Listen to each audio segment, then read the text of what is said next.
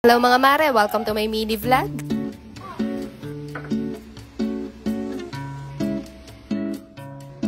Magandang gabi mga mare. So eto nga at umabot pa ng part 2 itong aking linis serye. Bukas nga kasi lalayas na kaming mag-anak at mga ilang araw din kaming mawawala. At ang gusto ko nga bago kami umalis malinis ang buong bahay. Ako kasi talaga napagod kami sa biyahe pag-uwi tapos ang madadatnan ko pa isang tambak na kalat. Mas masarap yung pag-uwi mo diretso ka na lang magpapahinga. Dami pala sa inyong nagtatanong kung saan ko daw nabili itong salamin namin sa dingding. Bale sa SMA's Hardware lang namin yan nabili at kung hindi ako nagkakamali 498 lang namin yan nabili, 2 piraso na. So yun nga, pagkatapos ko malinisan yung mga salamin pinunas-punasan ko na din tong pantry cabinet namin. Pag sa camera, hindi mo mapapansin na marumi na siya, pero ganito na nga siya karumi sa malapit. Aminado naman ako na hindi ko talaga ito madalas nalilinisan. Pero dahil medyo marumi na rin nga siya, kaya ito at nilinisan ko na lang din. At maya-maya din lang, nakauwi na rin si ate galing sa school. Ang sabi ko nga sa kanya, laro-laruin niya muna saglit yung kapatid niya at nang hindi ako yung palaging kinukulit. Medyo maalikabok na rin pala itong ibabaw ng cabinet, kaya ito at pupunasan ko na rin muna. Ang dami rin sa inyo nagtatanong kung saan ko raw nabili itong pantry cabinet namin. Na-order ko lang din yan online mga mare, pati itong ilaw na nakakabit dito, kaya kung bet nyo rin, ilalagay ko na lang din yung link sa comment section. At kung sa TikTok nyo naman to napanood, visit nyo lang yung showcase sa aking bio dahil hindi pwedeng maglagay ng link sa comment section dun.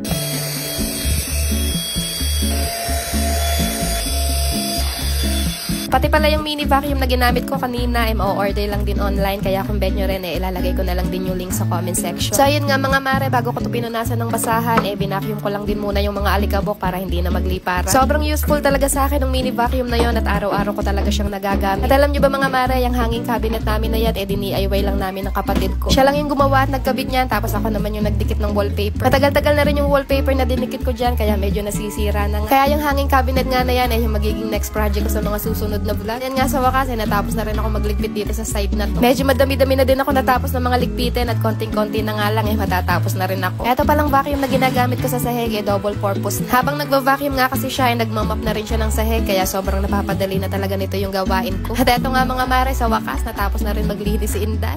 Napakasarap naman talaga sa pakiramdam kapag ganitong malinis ang buong bahay. Eto lang talaga yung stress reliever ko at mas gusto ko pa talaga na maglinis ng bahay kaysa makipagtsikahan sa labas.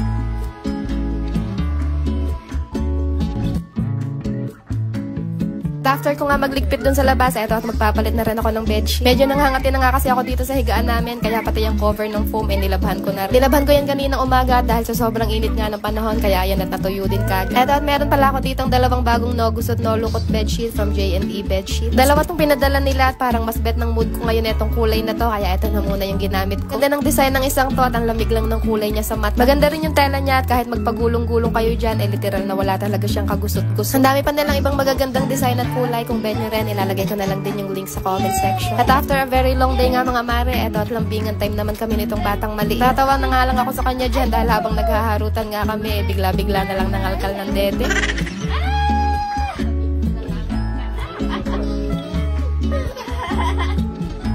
Siya, good night na muna mga mare at ayun lang muna ulit for today.